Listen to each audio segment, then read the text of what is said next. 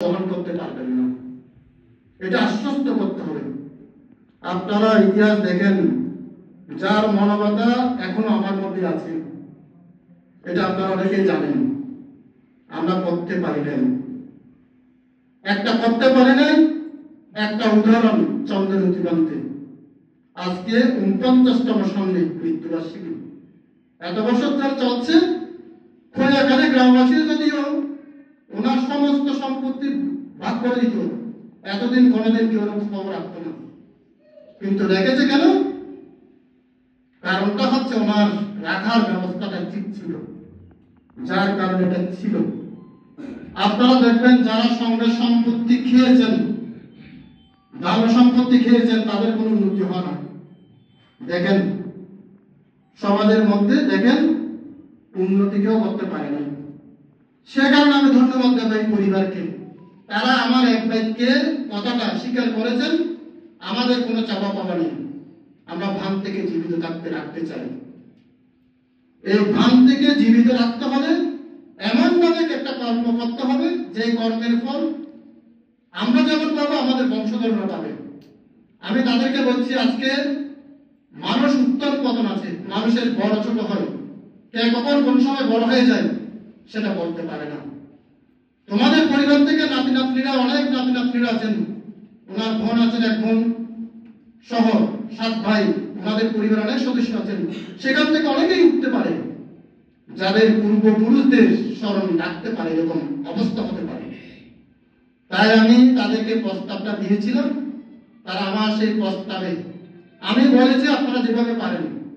তারা নিজেরা ব্যক্তিগত ইতিমধ্যে এখানে অস্ত্র পরিষ্কার দান করেছেন ওনার বোন, ওনার ভাই প্রকাশ বাবু, রবীন বাবু এবং রঞ্জিত বাবু, ওনারা 10,000 টাকা দান করেছেন।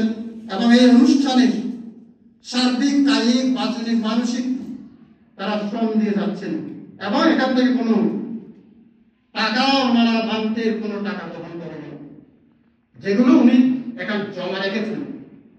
তো আজকে আমি যেহেতু ভান্তের প্রতি বৎসর জানুয়ারির 4 তারিখ ভান্তের মৃত্যুবার্ষিকী, এই খোয়াখালী রত্নাঙ্কর বিহারে প্রতি বৎসর অনুষ্ঠিত হবে। আপনারা একটু সাধুবাদ প্রদান করুন। প্রতি বৎসর অনুষ্ঠিত হবে, এবং ভান্তের যে একটা কমিটি আমি যেটা আপনাদের উপস্থাপন করব, এই কমিটির মাধ্যমে প্রতি বছর সংগঠন, এবং যদি উদ্বুদ্ধ টাকা থাকে ভান্তের, এখান থেকে বৃত্তি, কন্যাদায়গ্রস্ত পিতামাতাকে চিকিৎসা, এখান থেকে সহযোগিতা করা হবে। যেহেতু আমরা শিক্ষাটা পেয়েছি চন্দ্রজ্যোতি ভান্তের কাছ থেকে, সেই শিক্ষা অনুসারে আপনারা শুনে খুবই আনন্দিত হবেন। যদিও ভান্তের নাই বললে এই আমাদের বিজ্যোতি সমিতির মধ্যে ভান্তের লভ্যাংশ টাকা সহ সমস্ত টাকা একত্রিত করে, এখানে ডিপিএস আছে ভান্তের, সমস্ত টাকা একত্রিত করে ইতিমধ্যে আমরা একটা সিদ্ধান্তে আসতে পেরেছি। আমরা 3 লাখ টাকা, আবারও বলছি 3 লাখ টাকা দিয়ে ভান্তের টাকা, এটা কারো ব্যক্তিগত কারো টাকা নয়, এখানে মনে রাখবেন, এখানে ভাইও দেয় নাই, ছেলেও দেয় নাই, কোনো কেউ দেয় নাই, এগুলো ভান্তের নিজস্ব টাকা, আমারও টাকা নয়। আমি শুধুমাত্র সংগঠনের মধ্যে সহযোগিতা করছি, আমারও কোনো টাকা নেই। এই সহযোগিতা করার পিছনে একটা কারণ আছে আমার। এই গত বছরে যখন এসেছেন, আমাকে বলছেন, সুমঙ্গল তোমার ছেলেদের জন্য তো আমি কিছু করতে পারি নাই, ধরো এই 10,000 টাকা দিয়ে তাদেরকে একটু কিছু ভালো মন্দ খাবো। এই কৃতজ্ঞতা বোধ থেকে কিন্তু আমি এগুলো করছি। এখানে কোনো আমার স্বার্থ নেই, এখানে আমার স্বার্থ হচ্ছে একজন সংঘপ্রধান ভান্তে যতদিন জীবিত থাকবে ততদিন কিন্তু আমিও পুণ্য পাবো। এই হচ্ছে আমার স্বার্থ। যেদিন আমি মৃত্যুবরণ করবো, সেদিনে বুঝতে পারবেন এই প্রতিষ্ঠানটা আপনাদের জন্য কত মহা উপকার সাধন করেছে। তাই আমি সেই কমিটির একটা চূড়ান্ত একটা রূপরেখা আজকের এই সবার মধ্যে উপস্থাপন করতে চাই, যেহেতু এটা সকলেই জানা দরকার। আমাদের ভান্তি আছেন, সভাপতি ভান্তে, উনি ভান্তের বড় ভাই উনিও আছেন। আমরা প্রজ্ঞারত্ন স্মৃতি ফাউন্ডেশনের একটা ছোট্ট করে একটা কমিটি করেছি। কমিটিটা হচ্ছে পদাধিকার বলে বিহার, যেহেতু আমরা এখানে রত্নাপুর বিহারে এই টাকা গচ্ছিত রাখবো। বিহারের অধ্যক্ষ এবং মহাসচিব আজীবন, এখানে আমি থেকে শুরু করে যে আসুক তারা আজীবন এই ট্রাস্টির সদস্য থাকবে।